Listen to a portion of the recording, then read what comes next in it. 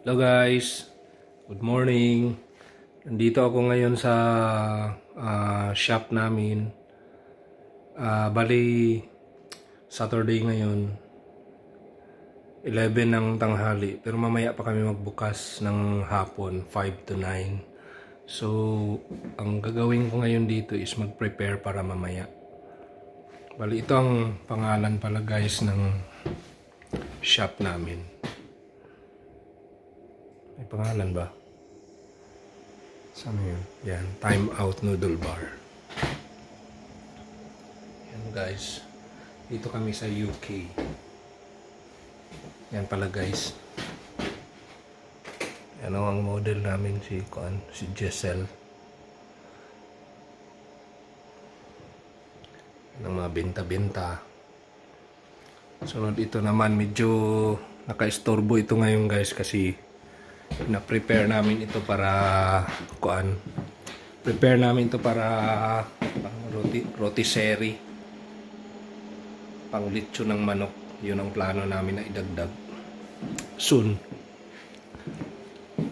Dito guys, ako nagtimpla na ako ng kape kanina. Pagdating ko, biscuit, kain muna. Sunod yan, slicein ko yan mamaya. Hugas ng mga konti dyan para preparation. Sunod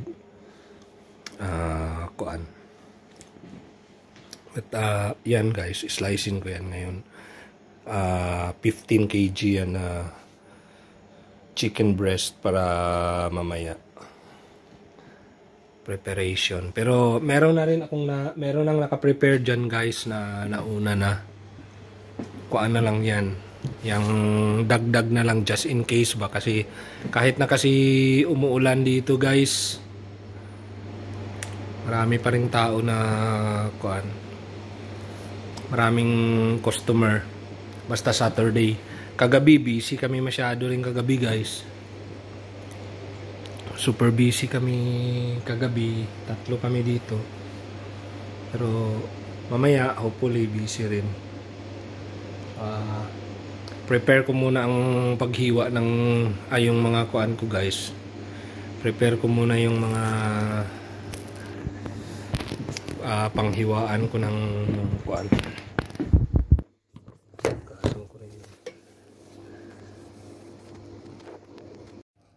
So yan guys, i-prepare ko na yung mga gawin ko dito para magka-slice na. Bali, hinugasan ko na lang diretso yung mga kanina na naiwang dapat hugasan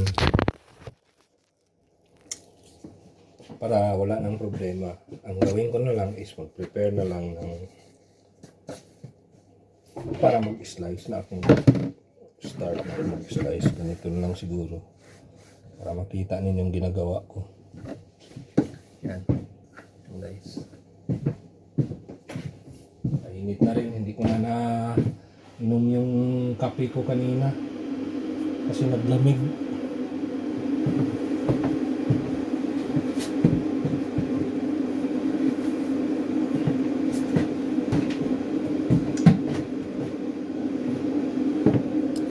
Dito ko rin mga slice guys. Bali, ang style ko kasi guys, kung yung mga hinugasan ko kanina, yun yung mga yun yung mga natirang mga yung kagabi na mga matigas pa siya sa lalagyan. So ang ginagawa ko, binababad ko na lang. Sunod next day, katulad yun kagabi, so ngayon maaga ako dito, saka ko na mahugasan para madali na lang hindi na siya matigas kung hugasan. Timpla na lang muna ulit ako ng guys. Yung kape ko kanina hindi ko na nainom. Mag-tea na lang yata ako.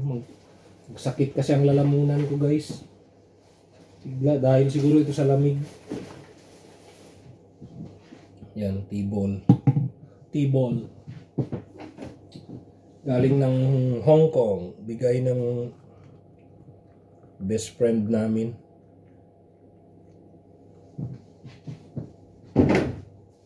Guys, itong trabaho natin dito everyday.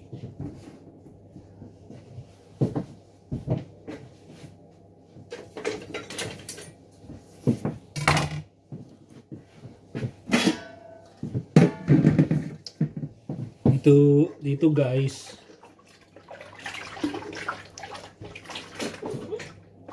kailangan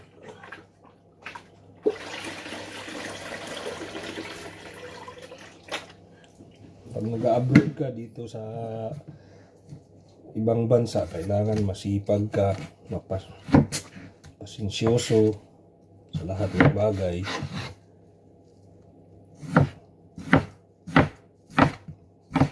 Kasi pag hindi, mahirapan ka mag-adjust.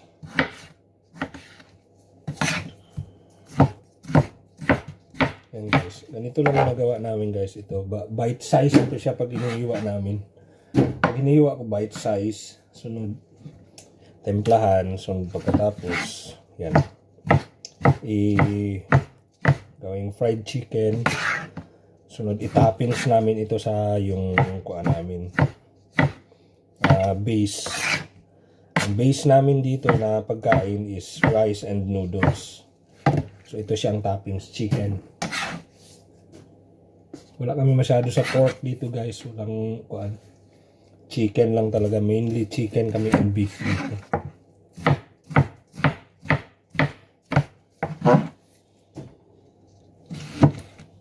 Itong kuan namin. Lakas ang ulan dyan sa labas ngayon guys. Grabing bagyo. Nakarating na dito sa amin yung bagyo, siguro galing dyan sa Pilipinas.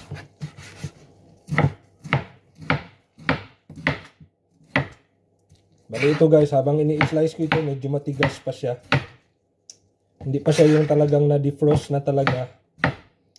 Sinasadya ko ito na ganito para dahan-dahan yung pag-defrost niya.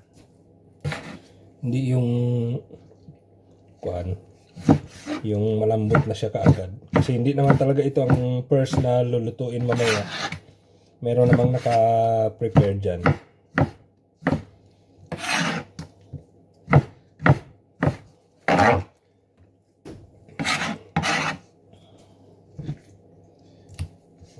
So, tingnan nyo, malalaki masyado ang mga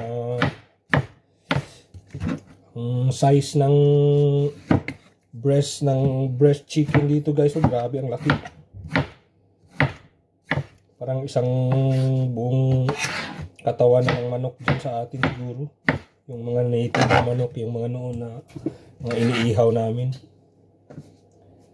Bali ito, kaliwa lang ito. Yung left side niya, pati right side, ganyan.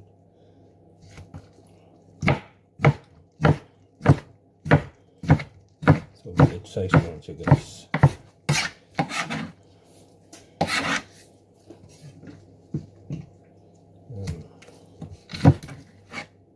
Sunod itong lalagyan ko guys na 15 liters. Puno ito siya sa 15 kilograms rin na manok. Yan, 15 liters guys. Yan, yung 15 liters yan siya sa tubig. Puno yan siya, mapupuno yan siya ng kuan, ng 15 kg na kuan. Sunod ang tea ko, yan. Oh. Sarap itong tea na binigay sa amin guys ng kuan, friend namin. Oh. Kuan ito siya, parang yung tea ball, yung whole talaga na kuan pa. May flower siya. Merong puti, merong pula rin na flower. Yung, saan ba yan? Kung makita yan. Sarap na tea guys kasi meron na siyang sariling tamis niya ba? Wala ka nang idagdag pa. Hindi ka na maglagay ng lemon or lemon juice or na ito, yung or honey. Yan. Normally dito yung yung English tea, yung mga English pag nag-tea, naglagay pa ng lagyan nila ng gatas or lagyan nila ng honey or ng lemon juice. No, sa atin ganyan, diretso lang.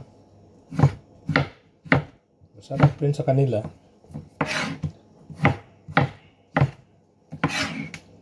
Sa atin kasi diretso na lang.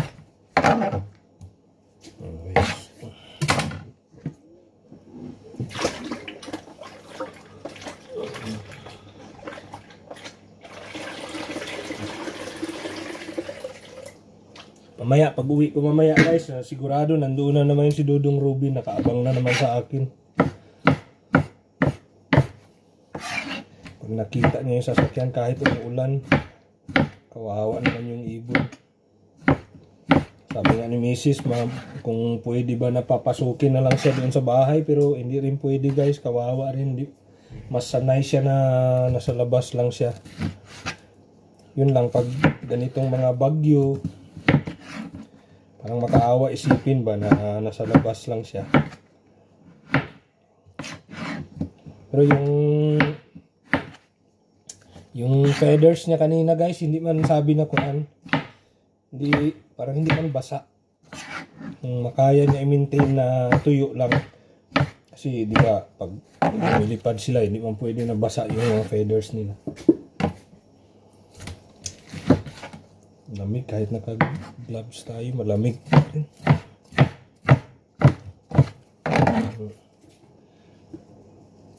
Pasok yung ice galing dito sa chicken.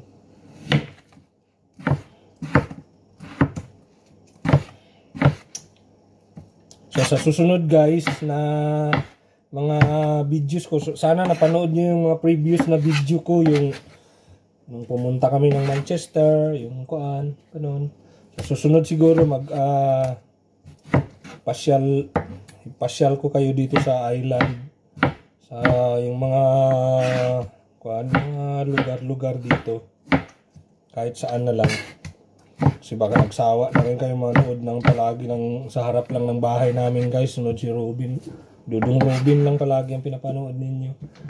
Maghahanap tayo ng mapasyalan rin someday kung hindi yung ganito na maulan, madilim. For now, dito na lang muna. Bali, ito na muna yung latest na video na ma-offer ko sa inyo guys. Ang paghiwa ng manok. Yan. Nakakalahati na rin ako. So hanggang dito na lang guys. I-end ko na muna itong video na ito. Sa susunod uli, hopefully, well, baka ang sunod na video na mapanood ninyo later is yung kay Dudong Robin pa rin. Pero pag meron akong time, makapasyal-pasyal ako, makabidyo ako sa yung mga lugar dito guys, para sa inyo. So comment naman kayo kung ano yung mga pwede nating gawin. So for now, ito lang talaga muna naisip ko. Hindi pa tayo sanay sa mag-vlog guys.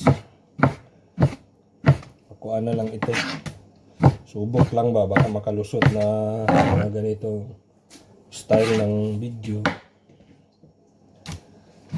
Panoorin ninyo, maganahan kayo ng manood.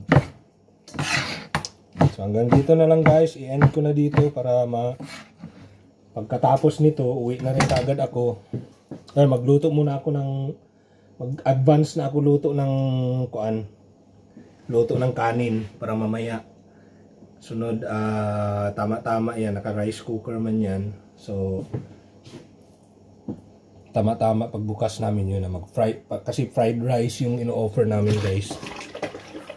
Hindi yung hindi talaga sila hindi ang customers hindi talaga go sa mga boiled rice, fried rice talaga ang sa kanila. So pwede yun na lutuin ko na una para medyo kuan talaga siya ba, perfect yung pagkaluto ng rice para sa fried rice. Hanggang dito na lang ulit guys. Sana nagustuhan nyo ang video na ito. Hanggang sa susunod na video. Maraming salamat sa panonood. Thank you for watching. Have a nice day.